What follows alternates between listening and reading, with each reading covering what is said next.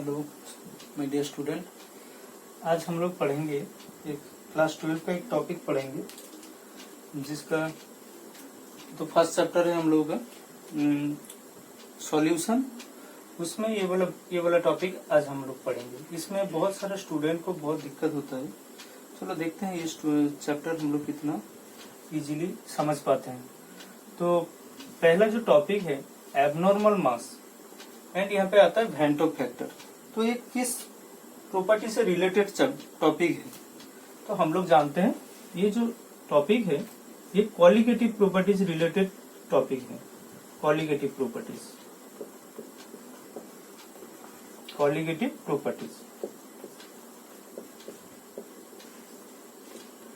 तो एक लाइन में बस इसको हम थोड़ा बोलेंगे कि ये होता क्या है ना। ये properties of the solution which depends only on the number of solute particles dissolved in it। अगर NaCl ऐड करते या फिर शुगर ऐड करते, कुछ भी ऐड कर सकते हैं इसमें। तो बोला गया ये क्वालिटेटिव प्रॉपर्टीज क्या होता है ना, the properties of the solution जो क्या करता है सिर्फ कितना पार्टिकल्स ऑफ सॉल्यूट सॉल्यूशन में प्रेजेंट है, कितना पार्टिकल्स ऑफ सॉल्यूट सॉल्यूशन में प्रेजेंट है, बस उसके ऊपर डिपेंड करता है। Not on the nature of the solute, मतलब क्या ना हम लोग सॉल्ट ऐड किए या फिर शुगर ऐड किए उसके ऊपर डिपेंड नहीं करता है। ठीक है, तो ये तो था हम लोग का क्वालिटेटिव प्रॉपर्टीज। हम लोग जानते हैं there are 4 qualitative properties etcetera. ये क्वालिटेटिव प्रॉपर्टीज का क्लास में हम ये कराएंगे तुम लोगों को। तो अभी हम लोग देखेंगे एबनॉर्मल मास। एबनॉर्मल मास होता क्या है ना, मान लो पहले हम लोग थोड़ा समझते हैं कि ये मान लो एक मेरा कंटेनर है, इसमें सम अमाउंट ऑफ वाटर है, पहले से ही सम अमाउंट ऑफ वाटर है इसमें। अभी हम लोग क्या करेंगे, इसके ऊपर कोई भी हम सॉल्यूट इसमें डिजोल्व करेंगे। कंडीशन कोई भी सॉल्यूट ऐड करेंगे। यहाँ पे कंडीशन क्या होगा ना, कंडीशन होगा ये कि ये जो सॉल्यूट ऐड करेंगे इट शुड बी डिजोल्व, मतलब इसको भूल जाना होगा। अगर नहीं भूलेगा तो हम लोग ये जो जितना भी ये जो सॉल्यूशन का जो क्वालिटेटिव प्रॉपर्टीज बोलो, कुछ भी बोलो, ये कोई भी इसका थ्योरी अप्लाई नहीं होगा इसमें। तो सॉल्यूट अगर ऐड करेंगे तो यहाँ पे मेरा क्या होता है ना, तीनों चांसेस होता है। चांसेस क्या ना, आइदर सॉल्यूट मॉलिक्यूल्स, जो सॉल्यूट का मॉलिक्यूल्स है वो कुछ चेंज नहीं होगा। इसका मतलब हम समझाएंगे आइदर कोई चेंज नहीं होगा सॉल्यूट मॉलिक्यूल्स का, नो चेंज। इसमें हम लोग क्या देखें नंबर 2 में, आइदर इट इज एसोसिएटेड, मतलब एसोसिएशन ऑकर्स, और तीसरा होता है डिसोसिएशन ऑकर्स।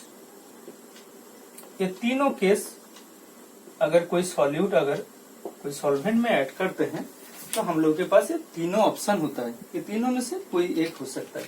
हम लोग ये जो नो चेंज वाला पॉइंट है ना, इसको हम लोग थोड़ा बाद में सबका लास्ट में इसको एक्सप्लेन करेंगे। तो पहले एक्सप्लेन करते हैं डिसोसिएशन, उसके बाद एक्सप्लेन करेंगे एक एक करके। तो चलो पहले हम लोग देखते हैं डिसोसिएशन क्या होता है ना। डिसोसिएशन में हम लोग देखेंगे, अगर मान लो डिसोसिएशन में क्या होता है, मान लो अगर हम NaCl ऐड करते हैं पानी में, NaCl, तो यहाँ पे क्या होता है ना, यहाँ पे होगा Na प्लस आयन फॉर्म होगा और plus Cl minus ion form होगा। This process is called dissociation, ये तो सबको मालूम है। तो in the case of dissociation यहाँ पे क्या हो रहा है ना, देखो अगर हम एक मॉलिक्यूल का बात करते हैं, मॉलिक्यूल मतलब क्या हो गया, एक पार्टिकल हो गया। पार्टिकल मतलब आइदर मॉलिक्यूल और एटम और आयन्स, कुछ भी हो सकता है। तो हम यहाँ पे एक पार्टिकल ऐड किए, एक पार्टिकल को ऐड किए, मतलब एक मॉलिक्यूल था यहाँ पे। तो देखो एक मॉलिक्यूल था, हम ऐड किए, ये जब सॉल्यूशन पे गया तो कितना पार्टिकल हुआ, यहाँ पे देखो एक आयन फॉर्म हुआ और यहाँ पे एक आयन फॉर्म हुआ, मतलब टोटल कितना हो गया, 2 पार्टिकल्स हो गया। मतलब in the number of particle point it should be noted देखेंगे इन the case of dissociation. Dissociation में क्या होता है, सॉरी डिसोसिएशन में तो देखे हम लोग, एसोसिएशन। एसोसिएशन में क्या होता है, एसोसिएशन में देखेंगे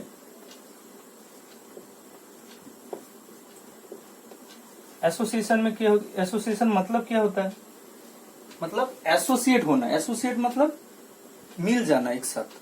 तो यहाँ पे क्या होता है, मान लो हम कार्बोक्सिलिक एसिड, कोई भी कार्बोक्सिलिक एसिड, मान लो हम एग्जांपल ले रहे हैं एसिटिक एसिड CH3 COOH, ये अगर लेंगे तो इसमें अगर ऐड करेंगे तो क्या होता है ना, ये जो मॉलिक्यूल है ऐसे दो ठो मॉलिक्यूल क्या करेगा, दो ठो मॉलिक्यूल ये आपस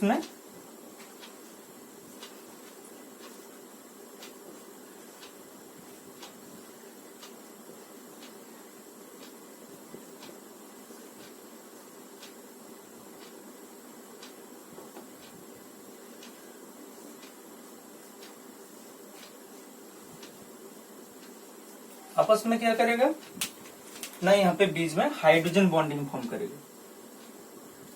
किस टाइप ऑफ हाइड्रोजन बॉन्डिंग ना, these are intermolecular hydrogen bonding form करेगा। तो यहाँ पे देखो, यहाँ पे अगर ये होता है एसोसिएशन, देखो एसोसिएशन मतलब क्या, मिल जाना, एक साथ मिल गया due to intermolecular hydrogen bonding. तो इसमें क्या होता है, देखो यहाँ पे हम कितना पार्टिकल लिए थे, दो पार्टिकल लिए थे, ये देखो दो ठो पार्टिकल, लेकिन यहाँ पे कितना हो गया, एसोसिएट होके एक यूनिट हो गया, एक पार्टिकल बन गया। मतलब क्या हुआ ना, इन the case of association number of particles decreases.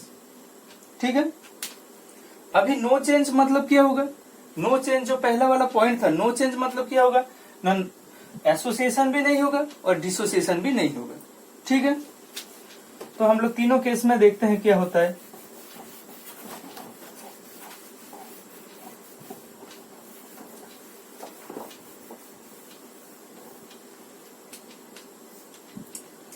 अभी मान लो कोई एक कॉलिगेटिव प्रॉपर्टीज को लेते हैं, कोई एक कॉलिगेटिव प्रॉपर्टीज ऑस्मोटिक प्रेशर लेते हैं।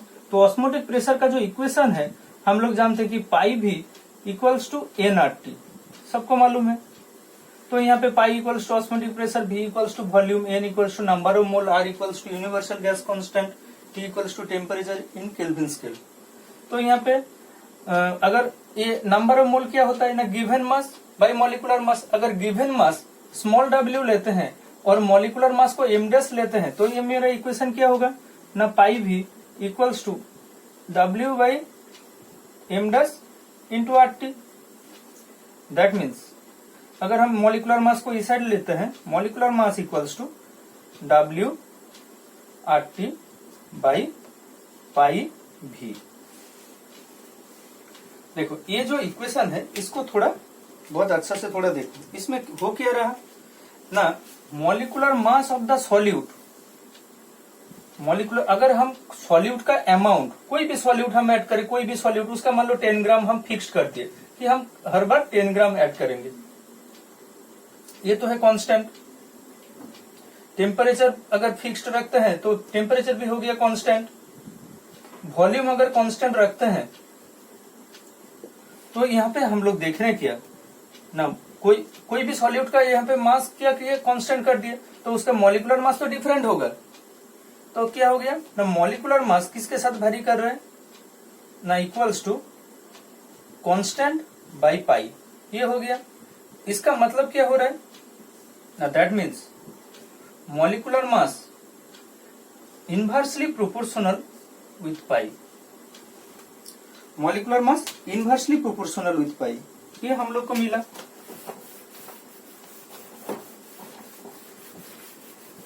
तो इसका मतलब क्या होगा ना, इसका मतलब होगा पाई मतलब क्या होता है, colligative properties, that is molecular mass जो होगा वो इनवर्सली प्रोपोर्शनल होगा किसके साथ, कॉलिगेटिव प्रॉपर्टीज के साथ। कोई भी कॉलिगेटिव प्रॉपर्टीज, हम एक एग्जांपल लिए, कोई भी कॉलिगेटिव प्रॉपर्टीज तुम यहाँ पे यूज कर सकते हो। तो कोई भी कॉलिगेटिव प्रॉपर्टीज के साथ ये क्या होगा ना, ये इनवर्सली प्रोपोर्शनल होगा, इनवर्सली प्रोपोर्शनल होगा। तो यहाँ पे कॉलिगेटिव प्रॉपर्टीज क्या होता है ना, नंबर ऑफ पार्टिकल्स, अभी number of particles, colligative properties अभी बोले क्या ना ये नंबर ऑफ पार्टिकल्स के साथ डायरेक्टली प्रोपोर्शनल। क्वालिटेटिव प्रॉपर्टीज को अगर डेल्टा साइन से रिप्रेजेंट करते हैं तो यहाँ पे क्या हो जाएगा ना, delta directly proportional to number of particles. तो अभी हम लोग बोल सकते हैं देयरफॉर हम लोग क्या बोल सकते हैं ना, molecular mass inversely proportional with number of particles.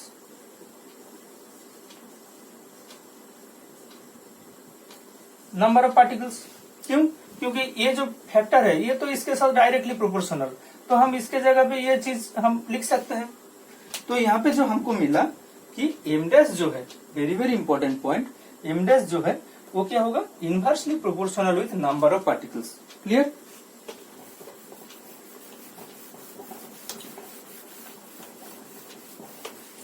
तो अभी देखो, अभी हम मेरे पास क्या था, तीनों कंडीशन था। फर्स्ट कंडीशन पे हम लोग देखे थे डिसोसिएशन। तो in the case of dissociation यहाँ पे क्या होगा, डिसोसिएशन यहाँ पे हम लोग क्या देखेंगे ना, डिसोसिएशन में हम लोग देख रहे थे number of particles. Number of particles क्या हो रहा था, नंबर ऑफ पार्टिकल्स क्या हो रहा था, इंक्रीज हो रहा था। तो देयरफॉर एम डैश क्या होगा, एम डैश डिक्रीज हो जाएगा। मतलब अगर NaCl का मास अगर देखते हैं, NaCl का एक्चुअल मास क्या होगा ना, 23 प्लस 35.5, 23 प्लस 35.5 यहाँ पे आना चाहिए 58.5। लेकिन मेरा जो मॉलिक्यूलर मास, अगर हम कोई भी क्वालिटेटिव प्रॉपर्टीज सच एज पाई भी equals to W/m dash RT अगर यहाँ से हम यूज करते हैं फॉर NaCl, तो यहाँ पे जो मॉलिक्यूलर मास है, ये मॉलिक्यूलर मास क्या आएगा ना, इससे ये जो एक्चुअल वैल्यू है, एक्चुअल वैल्यू से क्या होगा, एक्चुअल वैल्यू से कम होगा। मतलब लेस देन आएगा, ये आएगा ये लो होगा और इससे कम वैल्यू होगा, इससे लेस होगा। ठीक है? तो हम लोग देख रहे हैं कि इन द केस ऑफ डिसोसिएशन हम लोग का जो कैलकुलेटेड मॉलिक्यूलर मास होगा, मतलब ऑब्जर्व मॉलिक्यूलर मास है, ये है ऑब्जर्व मॉलिक्यूलर मास। यहां से जो वैल्यू हमको मिला, this is observe molecular mass, और ये नॉर्मल मॉलिक्यूलर मास। तो ऑब्जर्व मॉलिक्यूलर मास जो आएगा ये क्या होगा, नॉर्मल से कम होगा। अभी देखते हैं एसोसिएशन में। एसोसिएशन में क्या होता है, हम इसी में करते हैं। एसोसिएशन में क्या होता है ना, एसोसिएशन में देखेंगे नंबर ऑफ पार्टिकल्स क्या होता है, यहाँ पे डिक्रीज होता है। हम लोग देख रहे हैं कि मिल जा रहा है एक साथ, तो यहाँ पे मॉलिक्यूलर मास क्या आएगा, इंक्रीज आएगा। मतलब अगर CH3COH का बात करते हैं तो इसका मॉलिक्यूलर मास जितना आएगा, इसका मॉलिक्यूलर मास जितना आएगा उससे, ये तो नॉर्मल वैल्यू, उससे ऑब्जर्व वैल्यू यहाँ से क्या आएगा ना, वहां से ज्यादा आएगा नॉर्मल वैल्यू से, इन द केस ऑफ एसोसिएशन। ठीक है? और हम लोग का तीसरा पॉइंट जो है नो चेंज। नो चेंज में क्या होगा, मतलब जो पार्टिकल, जितना नंबर पार्टिकल होगा उतना पार्टिकल रहेगा वहां पे भी। तो यहाँ पे क्या होगा, एक्चुअल जो वैल्यू, दैट इज जो मॉलिक्यूलर फॉर्मूला से हम लोग कैलकुलेट किए, that is normal value, normal molecular mass, वही हमको मिलेगा ऑब्जर्व मॉलिक्यूलर मास में। That is clear? अभी हम लोग देखेंगे तो इसको बोला जाता है, ये जो उल्टा सीधा मॉलिक्यूलर मास आ रहा है, अलग मॉलिक्यूलर मास आ रहा है, इसको बोला जाता है एबनॉर्मल मास। ठीक है? इसको, ये पॉइंट को नोट करो कि ये एबनॉर्मल मास होता है।